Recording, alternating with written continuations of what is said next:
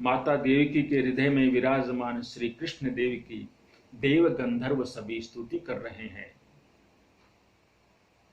सत्यव्रतम सत्यपरम त्रिसत्यम सत्यस्य योनिम निहितम च सत्ये सत्यस्य सत्यमृत सत्यनेत्रम सत्यात्मकं त्वां शरणं प्रपन्नाः। स्तुति वंदन कर रहे हैं सभी देवता गंधर्व। हमको भगवान ने वरदान दिया है, वह वरदान सत्य करने के लिए भगवान अब प्रकट होने वाले हैं। पृथ्वी भाग्यशाली है, श्री कृष्ण चरण का स्पर्श होगा। भगवान की सेवा में स्मरण में जो तन्मय होते हैं संसार सागर को तर जाते हैं। कितने ही जीव ज्ञान के अभिमान में सेवा पूजा को गौण मानने लगते हैं, भक्ति छोड़ देते हैं। ऐसे ज्ञानी पुरुष का पतन हो जाता है। जिसको भगवान के स्वरूप का बराबर ज्ञान हुआ है वह भगवान को एक क्षण के लिए भी छोड़ता नहीं है। देखो, सेवा पूजा के फिर कई रूप हैं। भगवान को सतत प्रतिक्षण याद रखना भी भगवान की सेवा पूजा है। भगवान के विग्रह को नहलाना, धुलाना, खिलाना, भोजन कराना, बारंबार उनको अच्छे अच्छे वस्त्र पहनाना, वह भी एक सेवा है। भगवान को अपना सखा मानना, उनके साथ खेलना, उनका अनुभव करना, वह भी एक सेवा है। तो सबसे सरल क्या है? कम से कम उनको याद रख लो।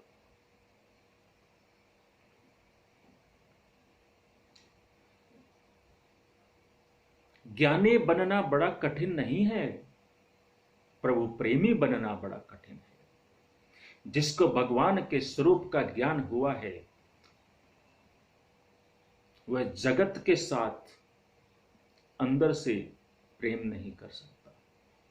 वह भगवान के साथ प्रेम करता है और फिर भगवान को प्रकट होना पड़ता है। देवों ने देवकी जी को आश्वासन दिया, अब भगवान प्रकट होने वाले हैं, चिंता नहीं करना। 9 मास परिपूर्ण हुए हैं, प्रभु को एक प्राकट्य का समय हुआ है। अत सर्वगुणोपेत है काल है परम शोभन है यर्हैवाजन जन्मरक्षम शांतरक्षग्रह तारकम। अंतःकरण अतिशुद्ध होता है तब भगवान का अवतार हमारे अंदर भी होता है। आज श्री कृष्ण अंदर नहीं है, बाहर में प्रकट होने वाले हैं। अष्टधा प्रकृति की शुद्धि बताई है। आज काल भी कोमल हो गया है। काल को लोग क्रूर मानते हैं, क्रूर मानते हैं काल को, किसी को नहीं छोड़ता। काल सभी को मारता है, काल को किसी पर दया नहीं आती, इसलिए लोग काल को क्रूर मानते हैं। आज काल भी कोमल हो गया है। काल के मालिक श्री कृष्ण है। श्री कृष्ण काल के अधीन नहीं है। काल आज कोमल बना है, इसका कारण यही हुआ है कि काल ने विचार किया कि मेरे मालिक मुझे कितना मान देते हैं, भगवान मेरे अधीन जैसे अब होने वाले हैं। भगवान काल के अधीन नहीं है, लेकिन अब लीला करने के लिए वो भगवान मेरे अधीन होने वाले हैं, मेरे मालिक मेरे अधीन होने वाले हैं। ऐसा सोचकर काल भी कोमल हो गया है। 10 दिशाएं प्रसन्न हुई हैं। एक एक दिशा के मालिक एक एक देव हैं। कंस ने देवों को कैद कर रखा है। श्री कृष्ण अब प्रकट होने वाले हैं। दिशाओं को आनंद हुआ, कंस को मारेंगे, हमारे पति हमारे घर आएंगे, ऐसी दिशाएं सोच रही हैं। मेघ प्रसन्न है। श्री कृष्ण का श्री अंग मेघ श्याम है। मेघ विचार करते हैं मैं कृष्ण का मित्र हूं। मेघ माने बादल। ये बादल विचार कर रहे हैं कि हम कृष्ण के मित्र हैं। कन्हैया का रंग और मेरा रंग एक जैसा है। आज मेघों को बहुत आनंद हुआ है। मेघ गड़गड़ाहट कर रहे हैं, गर्जना कर रहे हैं, इधर से उधर भाग रहे हैं, प्रसन्न है। मध्यरात्रि के समय कमल नहीं खिला करते, आज भगवान प्रकट होने वाले हैं। मध्य रात्रि में कमल भी खिल गए हैं। जय हो। जगत गाढ़ निद्रा में है, जगत में दो जीव जागते हैं, वसुदेव जी और देवकी जी। जो सोया है उसको संसार मिलता है, जो जागता है उसको भगवान मिलते हैं। जो सावधान होकर के सर्वकाल भक्ति करता है, सर्वकाल भक्ति करने का माने सदा सर्वदा प्रतिक्षण हम चाहे सांसारिक कोई भी काम करें परंतु मन में भगवान को याद रखें, वही जागता है। जो संसार सुख में फंसा हुआ है, जो संसार का ही चिंतन करता है प्रतिक्षण, वह सोया हुआ है। जो सोया है उसको संसार मिलता है। आज जगत में दो जीव जाग रहे हैं, वसुदेव और देवकी। संपत्ति का नाश हुआ, संतति का भी नाश हुआ, अति दुख में भी सतत भक्ति कर रहे हैं। दर्शन की तीव्र इच्छा है, एक बार दर्शन हो जाए। भक्त जब दर्शन के लिए आतुर हो जाते हैं, कब दर्शन होगा, कब भगवान का अवतार होगा। परम पवित्र समय अब प्राप्त हो रहा है, सब व्याकुल हो रहे हैं। भाद्रपद मास, कृष्ण पक्ष, अष्टमी तिथि, रोहिणी नक्षत्र का सुयोग है। कई भक्त लोग शंका करते हैं कि जन्माष्टमी कब मनाएं। अपने अपनी परंपरा है, सभी परंपराओं का सम्मान होना चाहिए। शास्त्र में परंपराओं में विरोधाभास हो तो परंपरा सर्वोपरि होनी ही चाहिए। इसलिए किसी का खंडन मंडन या बुराई नहीं करनी चाहिए, परंतु शास्त्र में कहा है कि रोहिणी नक्षत्र में भगवान का प्रकट हुआ, इसी अनुसार जन्माष्टमी मनती है। मध्य रात्रि में आकाश में देवगण गंधर्वगण बाजे बजा रहे हैं, अप्सराएं नाच रही हैं, मंगल गान हो रहे हैं। परम पवित्र अष्टमी की मध्य रात्रि में माता देवकी के सम्मुख चतुर्भुज रूप से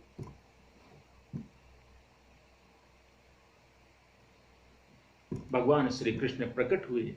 बोले श्री कृष्ण कन्हैया लाल की जय हो। तमद्भुतं बालकमम्बुजेक्षणं चतुर्भुजं शंख गदायुधायुधम् श्रीवत्सलक्षमं गलशोभिकौस्तुभं पीतांबरं सांद्रपयोदसौभगम्।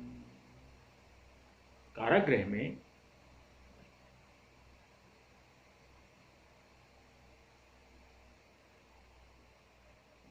वसुदेव देवकी को चतुर्भुज नारायण का दर्शन हुआ। मेरे लिए मेरे भगवान कारागृह में आए हैं। शरीर में रोमांच है, आंखों से प्रेमाश्रु निकल रहे हैं, बार बार निहारते हैं। अद्भुतम बालकम, भगवान ने वासुदेव देवकी को आज्ञा दी, बराबर दर्शन करो। दर्शन का अर्थ है कि आंख से भगवान को अंदर ले जाओ। बाहर दर्शन करने के बाद उसी स्वरूप का आंख बंद करके अंदर में भी दर्शन करो। यह है दर्शन की विधि। जिसको अंदर भगवान का दर्शन होता है, आत्म स्वरूप में अर्थात अपने ही स्वरूप में जिसको नारायण का दर्शन होता है, उसको कभी भगवान से वियोग नहीं होता। जिसको केवल बाहर दर्शन होता है, उसको भगवान का वियोग भी होता है। बराबर दर्शन करो। आंख से स्वरूप को अंदर ले जाओ। अभी थोड़ा समय बाकी है, अभी थोड़ा पाक बाकी है। 11 वर्ष तक ध्यान करो। 11 वर्ष के बाद मैं आऊंगा, अब मुझे जल्दी गोकुल में पहुंचा दो। ऐसा भगवान वसुदेव जी से देवकी जी से कह रहे हैं। मुझे वहां जाना है, मैं वहां लीला करूंगा। 11 वर्ष के बाद में पुनः आपके पास में आऊंगा। माता पिता को अपने स्वरूप का भान कराया कि मैं कौन हूं, सामान्य बालक नहीं हूं। चतुर्भुज स्वरूप का दर्शन कराने से ही इनके मन का भय निकलेगा, निश्चिंत हो जाएंगे। चतुर्भुज स्वरूप अंतर्ध्यान करते हैं और बाल स्वरूप प्रकट करते हैं। देव की मां की गोद में लेकर के प्यार करते हैं। हृदय का प्रेम रस बाल कृष्ण को अर्पण करती है, बार बार निहाती है। वसुदेव की विचार करते हैं, अभी मेरा थोड़ा पाप बाकी है, इसलिए मुझे आज्ञा हुई है कि 11 वर्ष तक ध्यान करो।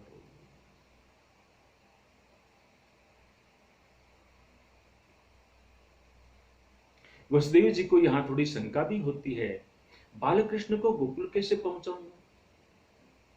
टोकरी में गादी तो रखी है, गादी में बालकृष्ण को रखा है, कंस के सेवक जागते हैं, मैं बाहर कैसे जाऊंगा? देवकी जी ने कहा, यह बालक कोई साधारण बालक नहीं है, अद्भुतम बालकम, ब्रह्मादिक देवों का भी यह पिता है। बालकृष्ण को आप अपने मस्तक पर रखिए। वासुदेव जी बालकृष्ण को जब मस्तक पर रखते हैं, तुरंत हाथ और पैरों की बेड़ियां टूट जाती है, कारागृह के द्वार खुल जाते हैं। भगवान को जो भी मस्तक पर रखता है उसका संसार बंधन टूट जाता है। योग माया का जन्म हुआ, जगत गाढ़ निद्रा में है, सभी को गाढ़ निद्रा लगी है। कंस के सेवक भी नींद में हैं। बालकृष्ण को मस्तक पर रखा है, वासुदेव जी बाहर आए हैं। मध्यरात्रि का समय है, मेघ झरमर झरमर वर्षा कर रहे हैं। बलराम जी समझ गए हैं श्री कृष्ण प्रकट हो गए हैं। बलराम जी शेष स्वरूप धारण करके दौड़ते हुए आए हैं और यमुना जी में फनों से छत्र भगवान के ऊपर लगाया है। यशोदा मां को दर्शन नहीं हुआ, प्रथम दर्शन यमुना महारानी को हुआ। मेरे मालिक आए हैं। श्री यमुना जी को अतिशय आनंद हुआ। यमुना जी का जल बढ़ने लगा, वसुदेव जी के गले तक जल आया। वसुदेव जी घबरा गए। बालकृष्ण लाल ने सोचा कि घबरा रहे हैं, यमुना जी आई है। टोकरी से चरण को बाहर निकाला। यमुना जी चरणों में कमल की भेंट अर्पण करती हैं, चरण को स्पर्श किया है और यमुना जी को अति आनंद हुआ। अति आनंद में भी यमुना जी स्तब्ध होगी। आकाश में देव ऋषि दर्शन करते हैं, यमुना जी के चरणों में वंदन करते हैं, यमुना महारानी का जय जयकार करते हैं। बोलो यमुना महारानी की जय हो।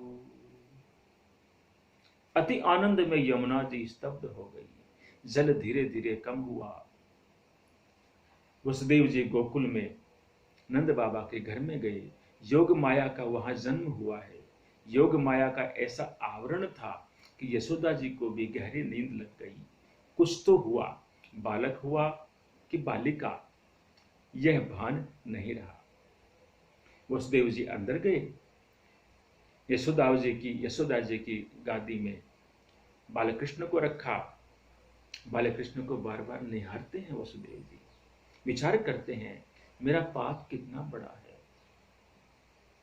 कैसा पाप है मेरा।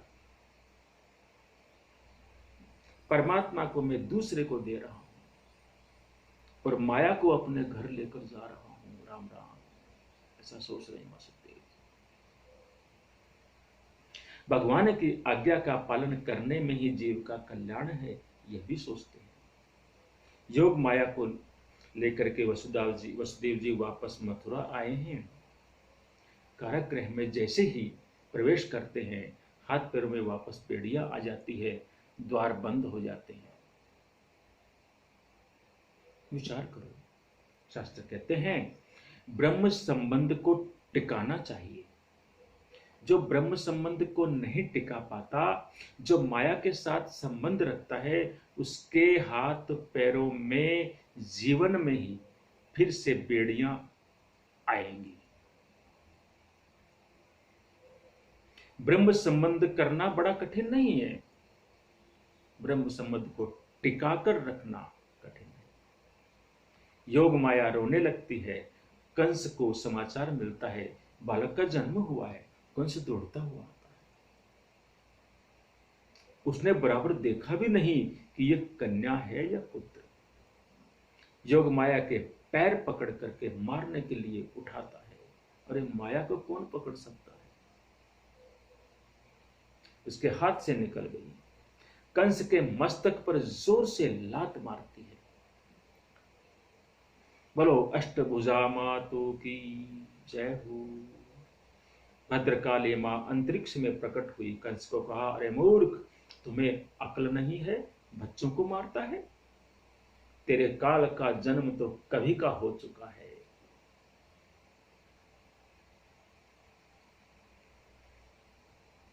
तेरे काल का जन्म तो कभी का कहीं और हो चुका है।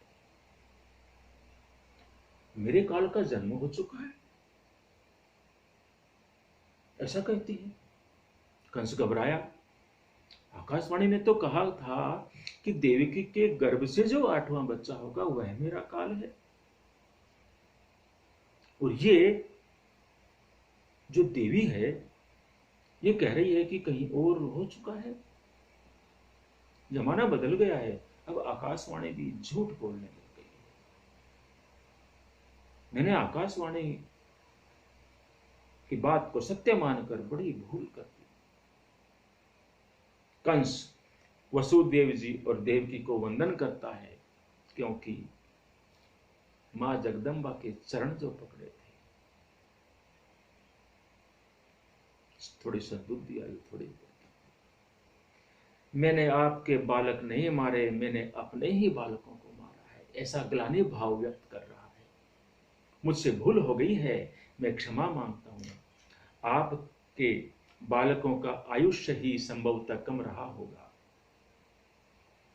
इसलिए मेरी बुद्धि बिगड़ गई और मैं निमित्त बन गया। आत्मा कभी मरता नहीं है, शरीर किसी का कायम रहता नहीं है। आत्मज्ञान की बातें करने लगा है कंस। वसुदेव देवकी को वंदन करके क्षमा मांग करके उनको जेल से छोड़ देते हैं और अपने महल में आ जाता है।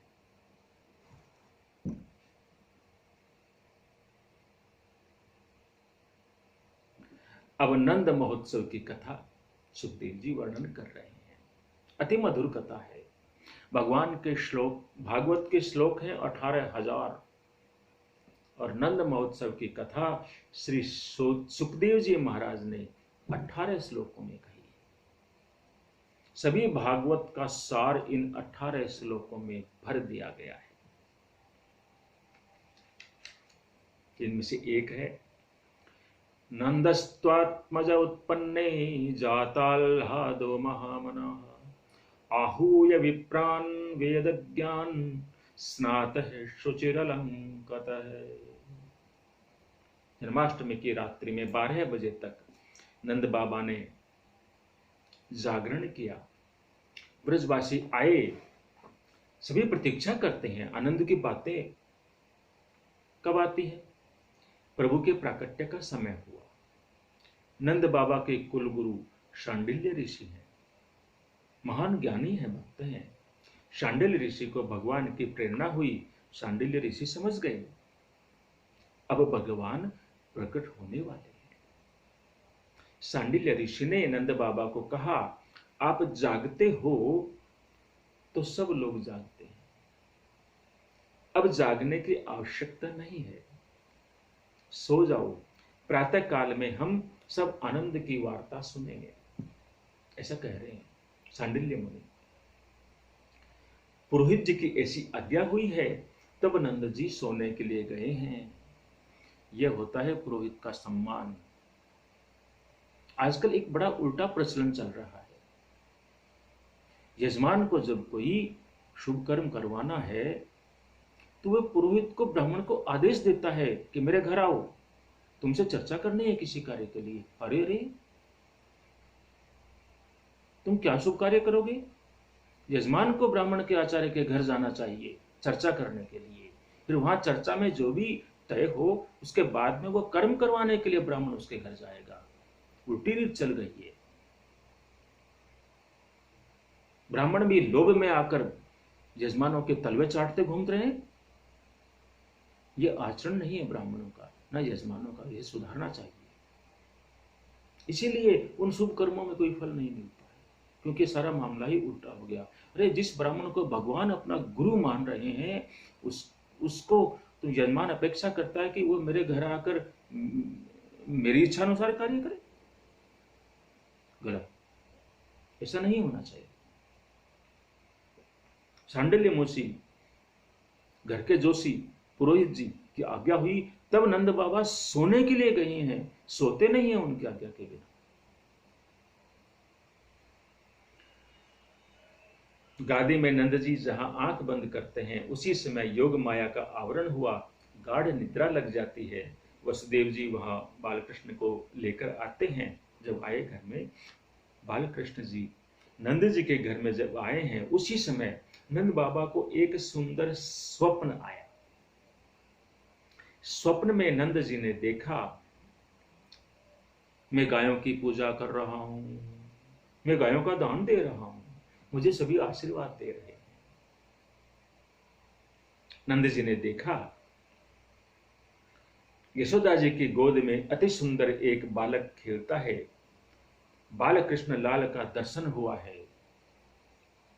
नंद जी जागते हैं, विचार करते हैं, रात्रि में 12 बजे तक मैं पुत्र का चिंतन कर रहा था, संभवतः इसलिए मुझे स्वप्न में बालक का दर्शन हुआ। मैंने स्वप्न में यशोदा की गोद में एक बालक देखा है। उसका रंग मेरे नारायण के समान है। नारायण के समान ही उसकी आंखें सुंदर हैं। मेरे भगवान के जैसा ही वह बालक लगता है। ऐसा पुत्र तो कहां से होगा? मैंने ऐसा कोई पुण्य तो किया नहीं है, इसलिए ऐसा पुत्र तो होगा नहीं, ऐसा लगता है। सभी ब्रजवासियों ने मुझे आशीर्वाद दिया है। स्वप्न में जो बालक देखा है, ऐसा बालक मेरे घर में आए तो घर की शोभा बढ़ जाएगी। मेरे नारायण के जैसी उसकी आंख है, उसका रंग भी श्याम है, कैसा सुंदर बालक है, ऐसा सोच रहे हैं नंद बाबा। नंद बाबा के घर में अनेक नौकर हैं। नंद बाबा को गाय प्राणों से भी प्यारी लगती है। गायों की सेवा स्वयं करते हैं। जागने के बाद गौशाला में गए, गायों की सेवा करी। तन से सेवा हो रही है, मन से स्वप्न का चिंतन हो रहा है। कैसा सुंदर बालक है। एक साधु ने मुझे कहा था, जो बहुत प्रेम से गाय की सेवा करता है, उसके वंश का कभी विनाश नहीं होता, कभी नहीं। सोच लीजिए, मेरा वंश बढ़े ऐसी तो कोई मेरी इच्छा नहीं है, नंद बाबा कह रहे हैं, परंतु इन गायों में मेरा बहुत प्रेम है। मैं मृत्यु की सैया में पड़ूंगा, तब मुझे ये गायें बहुत याद आएंगी। मेरा मन इनमें रमा हुआ है गायों में। हे नारायण, मेरे लिए न ऐसे ही, गायों के लिए ऐसा एक बालक मुझे दे दो। मेरा बालक गैयाओं की सेवा करेगा। नंद बाबा को आज गायों की चिंता हुई, मेरे पीछे गायों की सेवा कौन करेगा। बालकृष्ण लाल घुटनों के बल चलते हुए गौशाला में आ गए। सुंदर पीला झबला पहना हुआ है, सोने के कंगन है, बाजूबंद है, कानों में कुंडल है, मोड़ पिच्ची का मुकुट है, आंखों में प्रेम भरा हुआ है। घुटनों के बल चलते हुए वहां आए हैं। जो बालक यशोदा जी की गोद में मैंने देखा था, वही है, दिख रहा है। नंद बाबा को गायों की चिंता हुई। बालकृष्ण मस्तक हिलाते हैं, बाबा मैं गायों की सेवा करूंगा, मुझे गाय बहुत प्यारी लगती है, मैं गायों की सेवा करने के लिए आया हूं। नंद बाबा को याद आती नहीं है कि मैं जागता हूं या सोया हुआ हूं। अरे नहीं नहीं, चिकोटे काटते हैं, और मैं तो जग रहा हूं। अति आनंद में शरीर स्तब्ध रह जाता है, आश्चर्य होता है। इच्छा तो होती है कि दौड़ता जाऊं और बालक को उठाकर अपनी छाती से लगा लूं, परंतु दर्शन में तन्मयता हो रही है। उधर यशोदा मैया जागती है, मां ने देखा है चारों ओर प्रकाश है, यह बालक है कि कोई हीरा? ऐसा प्रकाश मैंने कभी देखा नहीं, और जब इसका जन्म हुआ तब भी मुझे कोई आभास नहीं हुआ। यशोदा मैया छोटे से बाल कृष्ण लाल को गोद में ले लेती है, एक एक अंग को ध्यान से निहारती है। चरण कमल, कर कमल, नेत्र कमल, मुख कमल, सुगंध आती है, कैसा दिखता है। मेरे लाल को किसी की दृष्टि ना लगी। नारायण नारायण नारायण नारायण का कीर्तन करती हुई यशोदा मैया नजर उतारती है। नंद बाबा की एक छोटी बहन है, उसका नाम है सुनंदा।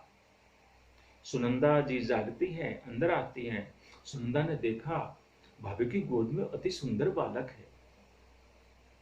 बालक कृष्ण का दर्शन करती है, अति आनंद होता है। सुनंदा जी ने विचार किया, मेरा भाई रात्रि में 12 बजे तक जागता था, अपने भाई को मैं खबर दूंगी। सुनंदा जाती है, शैया में नंद बाबा नहीं दिखते हैं, मेरा भाई गायों की सेवा करने के लिए गया होगा। दौड़ती हुई गौशाला में आती है सुनंदा। नंद जी तो बाल कृष्ण के दर्शन में तन्मय है। उसी समय सुनंदा दौड़ती हुई आई है। सुनंदा ने कहा, अरे भैया, लाला भयो है, लाला भयो है। बालक का जन्म हुआ, आंखों से दर्शन करते हैं, कान से सुनते हैं, अब कृष्ण ने हृदय में प्रवेश किया है। आनंद जब बहुत बढ़ जाता है तो वह आनंद आंख से बाहर आता है, आंख से प्रेमाश्रु निकलते हैं। नंद बाबा पूछते हैं, बालक कैसा है? सुनंदा जी कहती हैं, कैसा है? अरे यह वर्णन कौन करे? घर में ठाकुर जी विराजमान है, नारायण भगवान के जैसा ही बालक है। उसका रंग श्याम है, आंखें बहुत सुंदर हैं, मोटी मोटी हैं। भैया तेरे भाग्य का उदय हुआ है, तुम स्नान करके शीघ्र आ जाओ, मैं तुम्हारी गालक में मैं तुम्हारी गोद में बालक को बिठाऊंगी। ऐसा सुनंदा कह रही है। समस्त ब्रजवासी नंद बाबा को यमुना जी के किनारे ले गए हैं। यमुना जी का वंदन करके स्नान किया है। ब्रजवासी नंद बाबा का श्रृंगार करते हैं। बाबा आज बड़ा भारी उत्सव करना है, लाला भयो है। नंद बाबा को आसन पर बैठाया है। सांडिल्य ऋषि आए हैं। श्री गणपति महाराज की प्रथम पूजा करवाई। नांदी श्राद्ध में पितरों की पूजा करी गई। सांडिल्य ऋषि ने नंद बाबा को बताया है, हमारे धर्म शास्त्रों का ऐसा नियम है, सभी को ध्यान रखना चाहिए कि नाल छेदन, बच्चे के जन्म के उपरांत नाल छेदन होने के बाद वृद्धि का सूतक लगता है। अभी सूतक लगा नहीं है, दान दे दो। तो सूतक कब लगता है? नाल छेदन के बाद। जब तक सूतक रहेगा नंद बाबा, आपके घर का तो कोई ब्राह्मण पानी भी नहीं लेगा। अभी सूतक लगा नहीं है, दान दो। नंद बाबा ने एक एक ब्राह्मण को वंदन करते हैं। वंदन करके कहते हैं, इस वृद्धावस्था में आप सभी के आशीर्वाद से मेरे यहाँ बालक का जन्म हुआ है। दान देने वाला मैं कौन हूँ? इस घर में जो कुछ है सब आपका ही है। घर में जाएं और जिसको जिस वस्तु की जरूरत हो उठाएं और ले जाएं। जय हो। मैं दान देने वाला कौन हूँ? आप अंदर जाइए।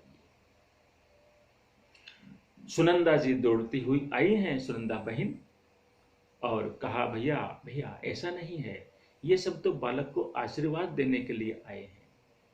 इनके आशीर्वाद से हमारा बालक सदा सुखी रहेगा। अन्नदान, वस्त्रदान, स्वर्णदान, गायों का दान किया है नंद बाबा ने। हाथी के जैसी हष्ट पुष्ट गायें हैं। आज जो होलस्टर गायें हैं, ये गाय की श्रेणी में नहीं आती है।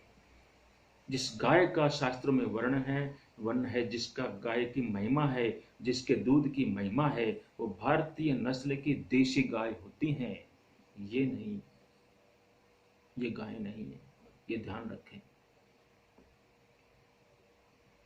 बड़े बड़े ऋषि गाय बनकर आए हैं, हजारों वर्ष तक तपस्या करते हैं, बुद्धि से काम नहीं निकलता। श्री कृष्ण की कृपा चाहिए। ब्रह्म संबंध सिद्ध करने के लिए सभी प्रकार का अभिमान छोड़कर नंद बाबा के घर में गाय बनकर ऋषि मुनि आए हैं। श्री कृष्ण हमारे पीठ के ऊपर हाथ रखेंगे, प्यार करेंगे, हमको वृंदावन में ले जाएंगे, हमारा ब्रह्म संबंध सिद्ध होगा। ऋषि रूपा गायों को खबर पड़ी, बाल कृष्ण प्रकट हुए हैं, गायें नाचने लगी हैं। नंद बाबा को आश्चर्य होता है, मेरे यहाँ बालक हुआ है और ये गायें नाच रही हैं, अर्थात इनको भी खबर पड़ गई। इतना उत्साह, इतना आनंद मैंने गायों में कभी देखा नहीं। नंद बाबा ने ब्राह्मणों को गायों का दान दिया। कितने ब्राह्मणों को? 108 गायें दी, किसी को 200, किसी को 500, किसी को 1000 गायें दी। एक भूदेव, भूदेव कहते हैं ब्राह्मण को, भू के देव हैं, पृथ्वी के देवता है ब्राह्मण, साक्षात चलते फिरते, ऐसा शास्त्र कहते हैं। एक भूदेव दौड़ते हुए आए और नंद बाबा को कहा, बाबा बाबा, यह जो बालक हुआ है मेरे आशीर्वाद से हुआ है। बाबा 3 वर्ष हो गए आपके लिए मैं उपवास करता रहा, मैंने 3 वर्ष हुए अन्न नहीं खाया, मैं उपवास करके गोपाल मंत्र का जप करता हूं, मेरे आशीर्वाद से यह पुत्र हुआ है। बाबा, मेरे इष्ट देव नारायण हैं, कल में जब करता था तब मुझे खबर पड़ी, मेरे इष्ट देव की मुझे आज्ञा हुई, इसलिए मैं बोलता नहीं हूं। बाबा, आपका कन्हैया कौन है आप नहीं जानते, मुझे आज्ञा है एक अक्षर बोलना नहीं, इसलिए मैं बोलूंगा नहीं। 3 वर्ष तक मैंने उपवास किया है, दूसरे ब्राह्मणों से विशेष अधिक मेरा सम्मान होना चाहिए।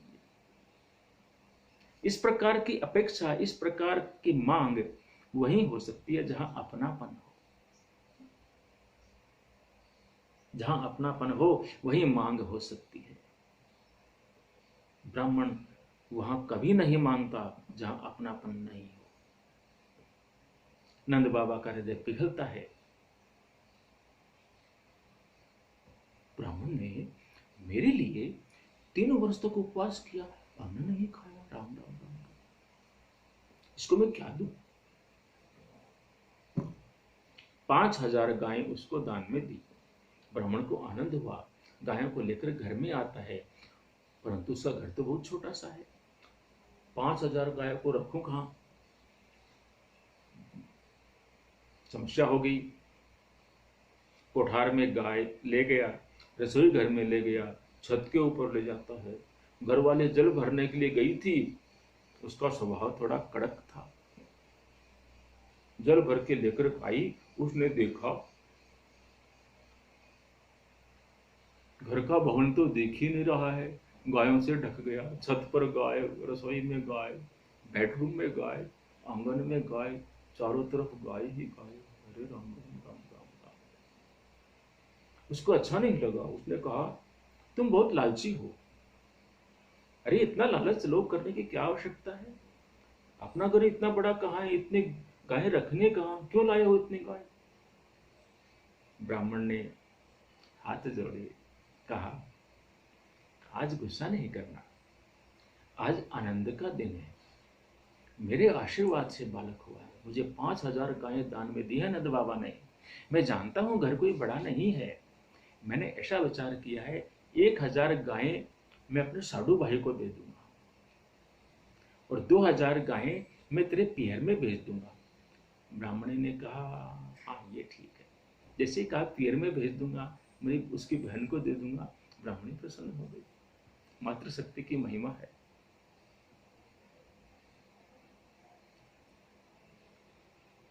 फिर कहा पर और भी तो ब्राह्मण हैं, इतनी गायें आपको कैसे मिली? ब्राह्मण ने कहा मेरे आशीर्वाद से बालक हुआ इसलिए मिली। ब्राह्मणी ने जब सुना यशोदा मैया के यहाँ बालक हुआ है, उसे आनंद हुआ। ब्राह्मणी के घर में 7 कन्याएं थी, एक पुत्र भी नहीं था। ब्राह्मणी यशोदा के यहाँ जाती है, हृदय से आशीर्वाद देती है, यशोदा नारायण से रोज प्रार्थना करती है। ब्राह्मणी कह रही है यशोदा को कि मैं रोज नारायण से प्रार्थना करती हूं कि यशोदा को एक पुत्र देना, तेरे घर में बालक हो तो मैं उसे अपना पुत्र मान लूंगी। ब्राह्मणी ने विचार किया, अब मैं वहां जाऊंगी तो यशोदा जी मेरी पूजा करेंगी, मुझे बार बार वंदन करेगी। मुझे तो ऐसा लगता है कि मेरी गोद में वह बालक को भी दे देंगे और कहेंगे कि यह आपका ही बालक है। 7 कन्याओं के बाद मुझे बालक हुआ है, कन्हैया मेरा ही बालक है। ब्राह्मणी को ऐसा आनंद हुआ है, वह आनंद में नाचने लगती है। सुखदेव जी महाराज कथा नहीं करते हैं, वे दर्शन करते हुए बोलते हैं। गोपियों को भगवान का दर्शन करने की बहुत आतुरता है, सुंदर श्रृंगार किया है, बालकृष्ण को भेंट देना है, वस्त्र आभूषण आदि लेकर गोपियां दौड़ती हुई आई हैं। नंद बाबा के आंगन में भीड़ हो गई है, प्रेम से गोपियां दौड़ती हुई आई हैं। आज गोपियां जब दौड़ती हुई आती हैं तो ऐसा लगता है जैसे नवधा भक्ति भगवान को मिलने के लिए आ रही है। आज आंखों को बोलना आ गया है, आंखें बोलने लग गई हैं, आंखें बोलती हैं, दर्शन का आनंद मुझे मिलने वाला है, मैं भाग्यशाली हूं। इतने में कान बोलने लगते हैं, श्री कृष्ण के प्राकट्य की वार्ता मैंने सुनी है इसलिए मैं भाग्यशाली हूं। अब तो कन्हैया बांसुरी बजाएगा, मैं बांसुरी सुनूंगा, कान कहता है। संसार व्यवहार की बातें अब नहीं सुनना है, कान कहते हैं हम भाग्यशाली हैं। इतने में हाथ भी बोलने लगते हैं। क्या बोलते हैं? आपको तो दर्शन का श्रवण का आनंद मिलेगा। अरे बाल कृष्ण को उठाकर गोद में तो मैं ही दूंगा, मैं लाला को स्पर्श करूंगा, बाल कृष्ण के मुख में माखन मिश्री मैं ही दूंगा। हाथ कहते हैं हम भाग्यशाली हैं। और इतने में पैर भी बोलने लग गए, राम राम। अरे भाग्यशाली तो हम हैं, आप सबको उठा करके हम लेकर चलते हैं। मेरे अनेक जन्म मुझे याद आते हैं, पूर्व जन्म में पैसे के लिए मैं बहुत भटकता था। पैर कह रहे, मुझे याद आता है कामांध होकर अनेक स्त्रियों के पीछे पीछे भी मैं चल पड़ता था। आज पैसे के लिए नहीं, आज परमात्मा के लिए मैं दौड़ता हूं, परमात्मा के पीछे पीछे मैं दौड़ूंगा। मुझे ऐसा लगता है यह तो मेरा अंतिम जन्म है, अब संसार में जन्म नहीं लेना है। आज परमात्मा को मिलने के लिए मैं दौड़ता हुआ जाता हूं। पैर कहते हैं मैं भाग्यशाली हूं। इतने में हृदय बोलता है, हृदय कहता है भाग्यशाली तो मैं हूं। बालक कृष्ण को उठा करके छाती के साथ मैं लगाऊंगा, चाहे मैया की गोद में रहे, चाहे बाबा की गोद में रहे, चाहे किसी और के गोद में रहे, रहेगा तो मेरे पास ही, छाती पर ही। ऐसा हृदय कह रहा है। मुझे परमात्मा के साथ अब एकाकार होना है। अब किसी से मेरी मिलने की इच्छा नहीं है। मैं भाग्यशाली हूं। गोपियां दौड़ती हुई आती हैं, यशोदा माता की गोद में विराजमान बालकृष्ण को प्रेम से निहारती है, बालक को आशीर्वाद देती है, बेटा मार्कंडेय आयु हो। मार्कंडेय आयु, मार्कंडेय ऋषि का वर्णन आगे आएगा।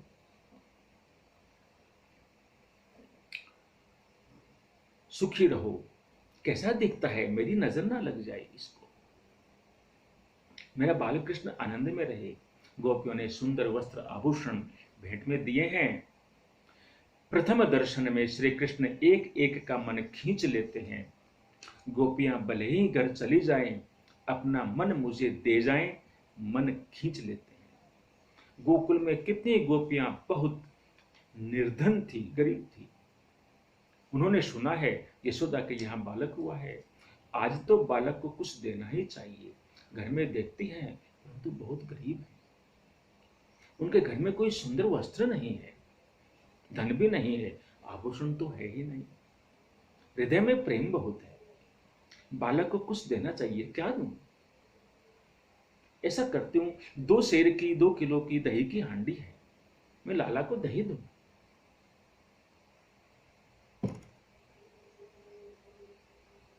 हांडी को मस्तक के ऊपर रखकर दौड़ती हुई जाती हैं। माखन की, कोई गोपी माखन की हांडी लेकर आई है, कोई दही की हांडी लेकर आई है, कोई दूध की हांडी लेकर आई है, कोई माखन मिश्री मिलाकर लाई है। यशोदा की गोद में बाल कृष्ण का दर्शन करती हैं। दर्शन में आनंद हुआ कि दही की हांडी जो बाल कृष्ण को देने के लिए लाई थी, वह श्री कृष्ण दर्शन में अति आनंद में देह का भान नहीं रहा, जो दही से अपनी सखी को स्नान कराने लगी। बाल कृष्ण उधर बैठे हैं, उसके पास जो सखी बैठी है उसके ऊपर दही उंडेल दिया। राम राम राम राम राम। गोपियों की लीला बड़ी महान है, आगे आएंगी। बाल कृष्ण लाल हंसते हैं, कैसी पागल हो गई है, मुझे देने के लिए दही लाई, मुझे नहीं देती है, सखी को नहला रही है। यशोदा माँ ने कहा, अरे गोपी, घर से जो कुछ लाए एक एक करके घर में 10-10 गुना देना। यशोदा जी गोपियों का सम्मान करती हैं।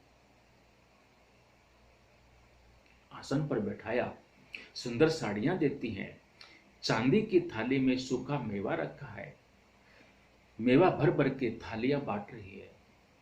यशोदा माँ ने कहा, मेरे बाल कृष्ण की यह यादगारी है, यह थाली तुम्हें घर में रखनी है।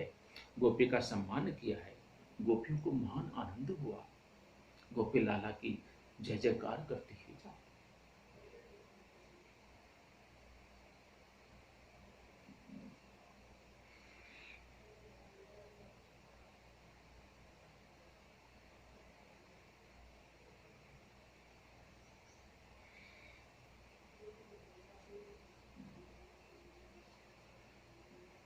मार्ग में उस गोपी को एक सखी मिलती है, पूछती है, तुम्हें क्या दिया? गोपी बताती है, मुझे साड़ी दी है।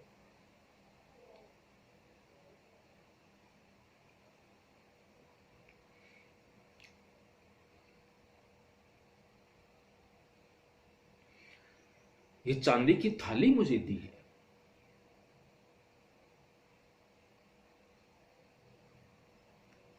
ये मुझे घर में ही रखनी है, इसे वापस नहीं करनी है। यशोदा माँ ने मेरा बहुत सम्मान किया है। अरे सखी, तुम्हें क्या दिया? पूछती है। उस सखी ने कहा, तू देखती नहीं, मेरे गले में चंद्रहार है। ये चंद्रहार यशोदा मैया ने दिया है। आज तो यशोदा से जो मांगो दे रही है, जो मांगो दे रही है। गोपी दौड़ती हुई यशोदा मैया के पास आई और यशोदा मैया को कहा, ये चांदी की थाली आप रखो, मुझे नहीं चाहिए। मेरी सखी को तो चंद्रहार दिया है तुमने, मैं बहुत गरीब हूं, मैंने कभी चंद्रहार नहीं पहना। मेरी जैसी गरीब को चंद्रहार कौन देगा भाई? अरे यशोदा मैया, अगर उचित लगे तो मुझे चंद्रहार दे दो, मुझे बहुत आनंद होगा, मैं नाचूंगी, तुम मुझे एक चंद्रहार दे दो।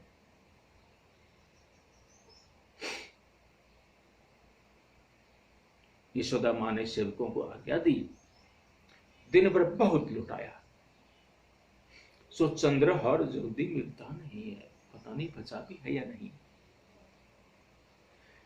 यशोदा माता के गले में एक अति सुंदर नवलखा हार बोल दो, नवरत्न हार बोल दो था। मां ने धीरे से गले से उतारा, गोपी को दे दिया। जय हो। गोपी को पहना दिया। इतना देती है कि यशोदा मां को जरा भी अभिमान नहीं, ना उन वस्तुओं का ना देने का। यह होती है दान की विधि। यदि दान, दिए हुए दान के बारे में या जो देने वाले हैं दान, उसके बारे में अपने मुंह से किसी को एक शब्द भी कह दिया, उस दान का पुण्य नष्ट। दान हमेशा चुपचाप दे देना चाहिए और दे करके यह सोचकर प्रसन्न होना चाहिए कि यह लेने वाला महान है जिसने मुझे दान करने का अवसर दिया, ऐसा सोचना चाहिए। गोपी की जीभ बोलती नहीं है, अर्थात दान लेने वाले की जीभ कभी वास्तविक बात नहीं बोलेगी। शब्दों में क्या शक्ति है? जो भगवान के उसका वर्णन करे, उसका हृदय बोलता है।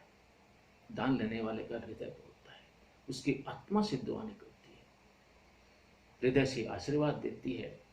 गोपी दौड़ती हुई जाती थी, मार्ग में उसे और अन्य एक सखी मिलती है। वह भी पूछती है क्या मिला? हार मिला है। भागती है। इस तरह से खूब दान लुटाया। हजारों वर्षों से यह जीव श्री कृष्ण से अलग हुआ है। श्री कृष्ण वियोग ही महान रोग है। आज जीव का ईश्वर से मिलन हुआ है। अति